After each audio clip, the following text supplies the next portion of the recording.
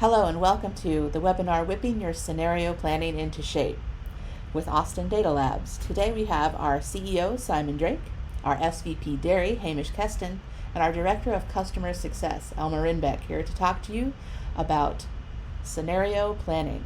Hamish, why don't you kick it off? Recently, you said in a conversation to me that just-in-time supply chain was dead. Can you talk a little bit more about that for us? Yeah, sure, Leslie. Look, I mean, we've all seen the empty supermarket shelves waited way longer than usual for online delivery, or experienced port or the port or shipping issue problems. It's fair to say, and that's kind of where my comment came from, that lean supply chain and just-in-time delivery is dead. And now it's all about digital twins, supply chain resilience, having contingency and safety stock policies. Historically, like safety stock calculations were based on demand volatility and target service levels. Now they need to take into account other risks, volatility of supply, shipping disruptions, and a range of other factors.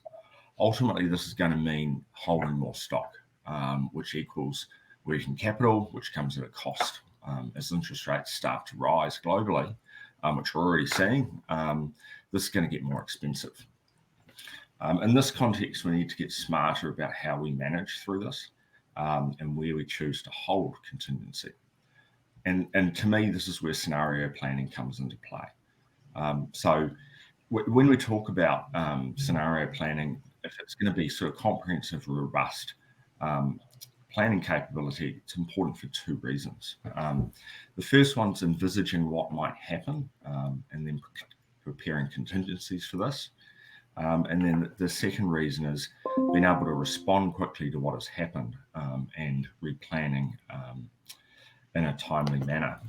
So those are kind of the key things that I think about in terms of that. Elmer, it'd be good if maybe you sort of shared your thoughts and maybe an example from your experience. Yeah, Hamish, thanks for the introduction. I think you've touched on some of those critical points around why scenario planning is so important. I think what we're seeing is there are different themes to the types of scenarios organizations are looking at. Firstly, I think there's relaxing of the boundaries and constraints around their plans. You may have a plan based on a range of inputs, for example, supply price, production capacity, or demand. And the ability for organizations to relax those constraints and understand the opportunity cost associated with them is important. Relaxing the available capacity, relaxing committed demand enables you to understand what the cost of the decisions you have locked into your plan are, and then potentially taking action to resolve that. Secondly, I think that we're seeing people wanting to explore sort of variation and volatility in their plans, variability of the inputs or the processes. And typically plans are based on a defined input, for example, a supply of X kilos or a demand of Y. And what we're seeing, the ability to explore that variation of the inputs enables organizations to understand the likelihood of a certain outcome and the risk profile associated with that, and then they can determine what level of risk they're willing to accept. I sort of classify these two examples as operational type scenario planning, but I think there's also the example of more structural changes either around the operating model or the supply chain, and these also need to get considered in terms of scenario planning. And for example, an unplanned closure to a site is something that organizations need to think about, or potentially loss of access to a market. Organizations need to understand what this means to their supply chain, how they're going to respond, and what continuity plans they're going to put in place in terms of response to that. Yeah, got some great points there, Elmer. Yeah, Hamish, do you have a good example from your past of where you used scenario planning effectively? Yeah, I do. So, like, Yeah, what I'll talk through is just like sort of, I guess, the process of how I think about it, and bring an example to that at sort of the same time. So the example I'm going to talk through is basically was in terms of drought risk at the back end of the season. So and when I mean about drought risk, it's essentially like, did we end up having a dry sort of autumn period, or late summer sort of autumn period, or did we have a one where there was kind of normal or above average rainfall? And in a pastoral farming system, that would either, obviously the drought would drive less milk production because there'd be less grass growth, and whereas a favourable season would drive more grass growth, more milk, and then that would have the impact on the factories and your supply position. So, but the process that I kind of think of it through, there's kind of 6 steps to it. So the first one is to develop and agree what the potential scenarios that you're going to look at sort of is. So in that example, around the weather and the impact on milk, we would look at a variation of sort of plus or minus a couple of percent over that summer autumn period. The next stage is, or the next step is, you run the scenarios and see what the potential implications are. So that's essentially translating it into what the impact, and so in the case of the weather impact, and that could equate to plus or minus 50,000 metric tons of whole milk powder for us, and on around about 1 million tons of whole milk powder production sort of annually, that's 5% of your whole milk powder production. And the impact of that is, obviously, if you end up with 50,000 tons more, then you're basically undersold. Whereas if you end up with 50,000 tons less, then you're potentially oversold. So once you've seen what the impact is, you then need to determine alternative actions and contingencies to address those different scenarios. So coming back to the example, so we'd look to sort of hold contingency of sales for an oversold situation. So that means that essentially we would have some product that we would hold off selling until it was really clear whether or not we'd have everything for that. Or you have to have outlets to be able to quickly sell additional volume if you end up undersold.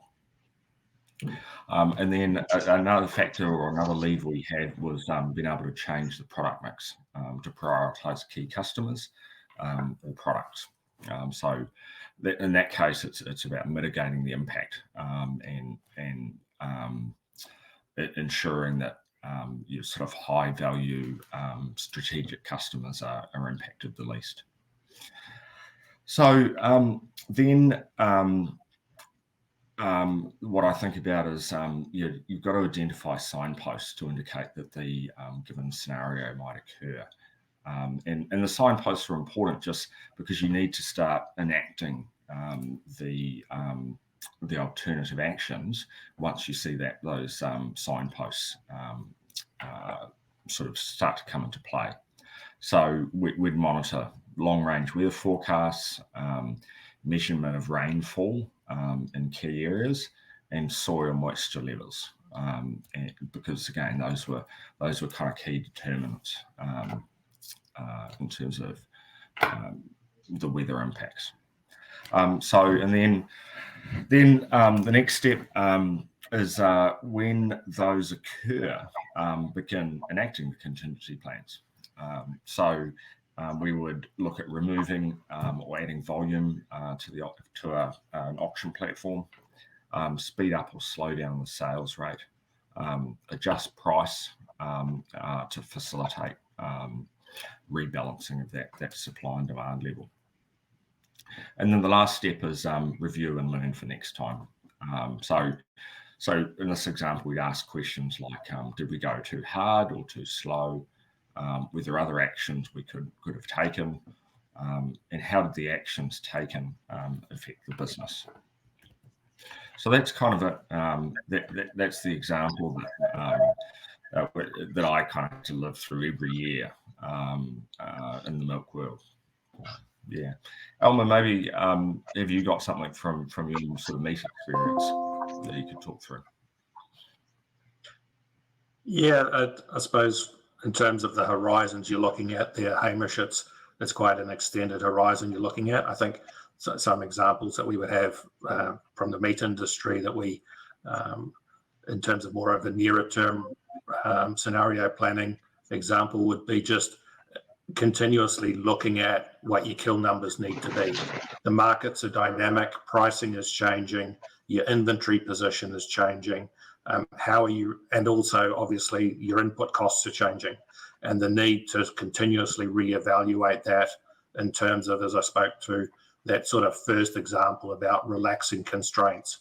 Yes, you're committing your livestock numbers as you're coming in closer to execution, but the ability to explore and relax those, you actually truly understand what your opportunity costs are of potentially procuring a little bit more or choosing a different procurement strategy, or similarly relaxing capacity in your sites, the cost of additional shift or securing additional processing capacity. What does that mean in terms of the profitability of your plan?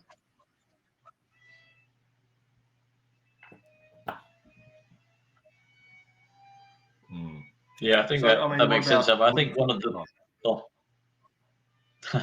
I was going to say, I think one of the things that I always think about when the need for scenario planning, I think everyone realizes. The challenge is, I think, if it takes you a very long time and it's very manual to put together a plan in the first place, the idea that you're going to run scenarios is kind of overwhelming, because you're spending your time just getting a how can I keep the business afloat plan going, and then to think about, well, what are all the different things that can happen, and that can make people sometimes think that scenarios are either a luxury or something which is kind of for someone else. It's what executives might want you to do, but there's not time in the real world.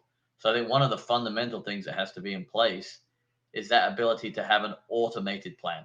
And you mentioned it, like a digital twin, something where you can have something go through and tell you business as usual, how should things operate.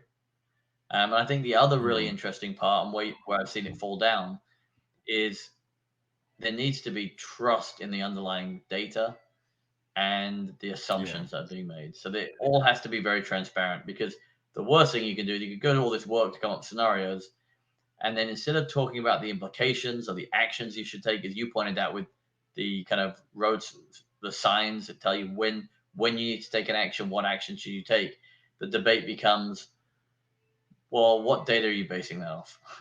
What are your assumptions? If you can't quickly get to that, this can begin in some cases to feel like just a self-serving process that doesn't really add value.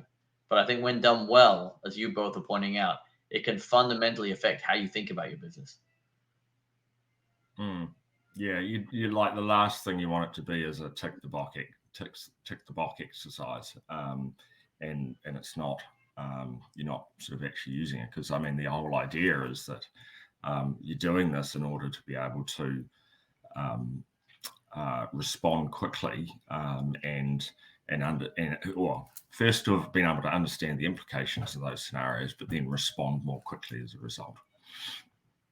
Yeah, and I think that's one of the interesting things that working with Elmer, when he was a customer at the time, I think one of the ways that I was really impressed with how he looked at scenarios is thinking of them not just for what if something happens, but to his point about relaxing constraints or changing some business rules, running scenarios can actually tell you about business as usual. And you can understand some of the cost profitability implications of the business rules you've baked into your system. So you've Mm. got a vacuum packing line, and that's driving a bunch of decision making. And you say, well, what if I turn that constraint off? Implying that you're going to maybe get another line or something. How much is that worth to the plan? And so you're not, in that case, scenario planning for a what if. You're trying to say, what are the costs of all of my, all the assumptions I have in place? How much is it costing me to serve this customer? Their demand is jumping around a lot. I'm having to save extra safety stock. I'm having to hold, production time for them. What if I take that customer out? What does my plan now look like? And so I think there's some really interesting things planning both for contingencies and dramatic events, but also for just understanding fundamentally your capability better. And I think is that roughly what you alluded to, Elmer, when you were talking about the relaxing constraints within a scenario? Yeah, I think you're exactly right. I think as organisations get more mature, you see that they're able to explore different things. And for us, I suppose the first step is just getting a plan out, as you described. I think then the second thing is, how can I look at a scenario? Well, what is that scenario? Well, what happens if I can procure some additional livestock? What does that mean to my fulfillment? And then there are those other things that are sometimes a little bit harder to get to. It's about that variation in your plan. And then similarly, those things that are more unique, although they're structurally important in terms of the construction of your supply chain, it's more about, well, what happens, as I said, if a plant goes down? If I lost access to a certain country in terms of a market, what does that do to my plan? And some of those things are more strategic in nature as opposed to more operational in nature. Yeah, I've even heard some of our customers talk about the fact that their customers are starting to ask them questions that are really best solved through scenarios. I mean, to your point, we know that the supply chain disruptions are happening. I'm an important customer of yours. I want to know what happens if a plant goes down, or what happens if there's a supply chain disruption. Do I get taken care of or not? And starting to see at what point do things break down, and having a system in place where you can start to run that and say, well, as a valued customer, we have policies in place. Here's how they get executed under a variety of disruptions. So I think that's a kind of, that's maybe to your point, that's taking this scenario planning to one level deeper. I think it's an interesting use case.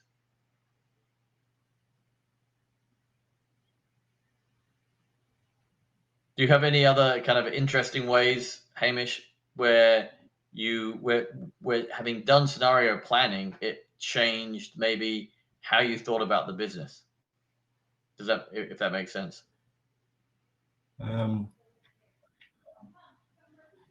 Yeah. Let me just think about that for a little bit.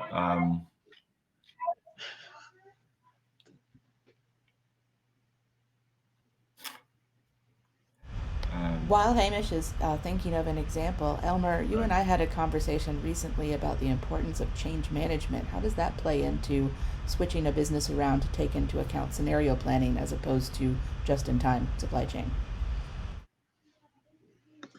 Yeah, I think as Simon and Hamish have alluded to, I think the need for scenario planning is understood by everyone in the business.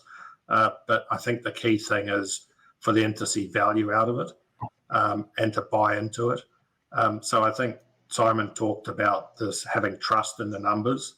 I think the first thing is, if you've got a plan that people trust, they understand how it's constructed, that then enables you to sort of take the next step to say, well, let's explore some of the scenarios around this plan. And so that then brings them into that process and enables them to sort of trust the outputs of those scenarios and the outputs and the recommendations that come from those plans, and then help them build their organizational capability and knowledge that can help sort of drive deeper thinking about how do we respond to those challenges that we're seeing.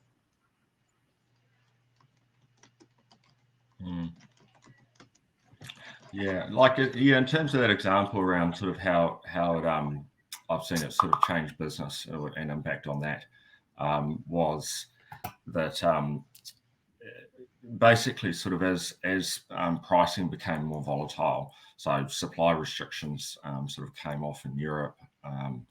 The government stocks ran down in the USA, sort of rack around sort of that 2008, 2009 period. We just started to see the volatility and the distribution of prices in dairy start to expand a lot more. So we started to bring that in and sort of saying, well, what was the implication on our sales book if prices could go up to 3,000, 4,000, 5,000, and what if it could do it, and also how quickly could it do it? Would it take a year to do it? Would it take 3 months? Would it take 6 months? And obviously, like if it goes really high, really quick, then potentially what happens is your sales book ends up or the price that you're getting from the sales that you have, when you look at it from an invoicing perspective, you could have a big lag in there. That lag could be quite painful, is what we saw both through the scenario planning, but also in practice. And so that sort of drove realization that if volatility was higher and here to stay, which now looking back sort of 10 years, it was, well, then you need to think differently about how you price. So sort of prior to that increase in volatility, we had some, we did a lot of long range deals. We might price it for the next 12 months, or we might have a rolling average, and it could have been looking back to using the average price over the last 2 or 3 years to determine the price next month. So we took a lot of that out, or we essentially took all of that out. We reduced what I call the contract tenor to 3 months. So basically we'd only contract out the next 3 months, and then roll out the next 3 months. We no longer do 12-month price deals. We moved to a lot more sort of index pricing. So pricing against global dairy trade became a really significant sort of part of what we did. And then we'd put a variety of other sort of structures around it too, that would both protect us and protect the customer. So that one was a pretty painful lesson, really, that's in terms of what happens. But by having sort of looked at it and thought about it sort of ahead of time, we were able to sort of move to that relatively quickly.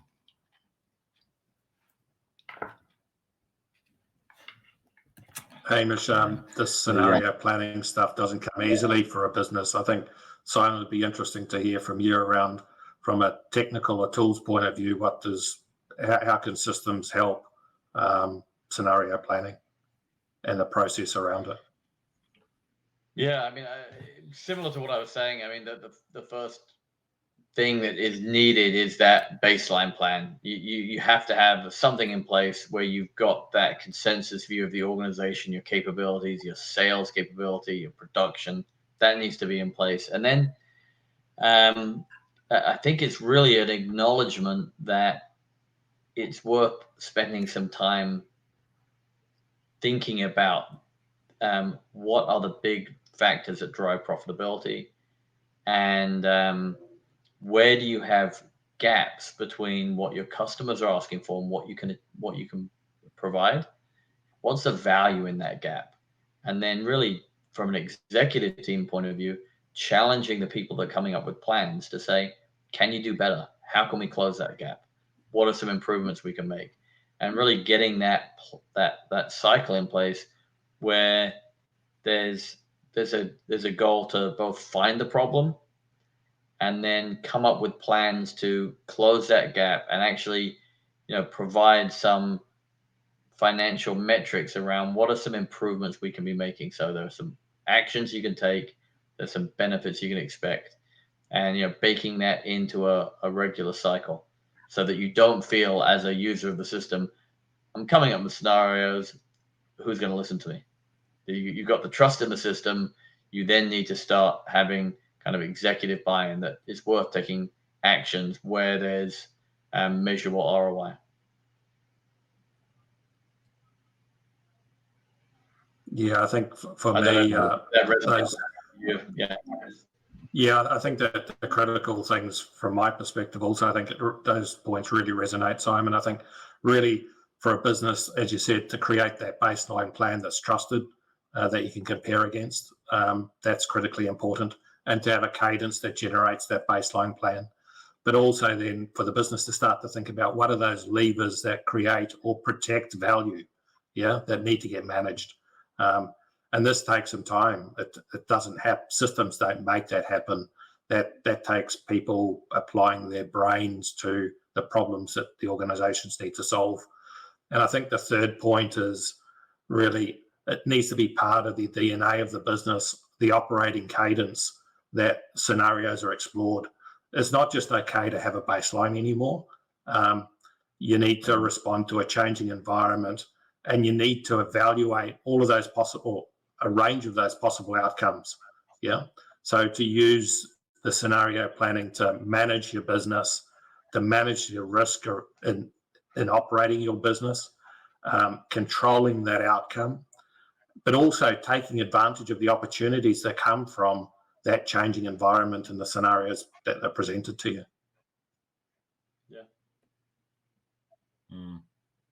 Yeah, I mean, my kind of top sort of 3 takeaways for people kind of listening is that, like, if you want to be able to sort of do this, like digitizing your supply chain is really critical to responding more rapidly.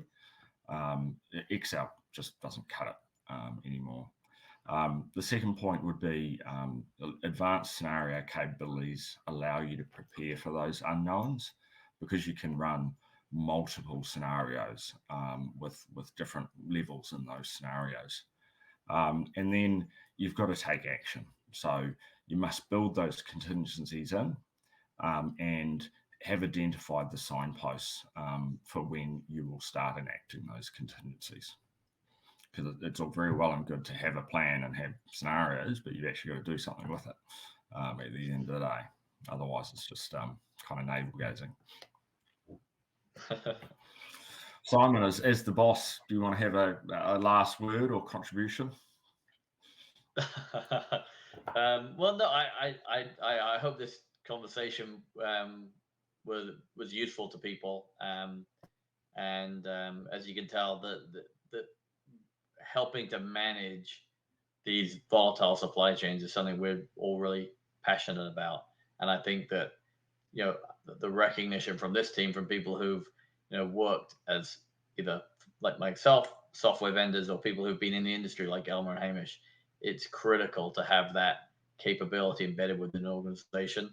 And it takes more than just a technology. It is a people and a process, just as everyone says.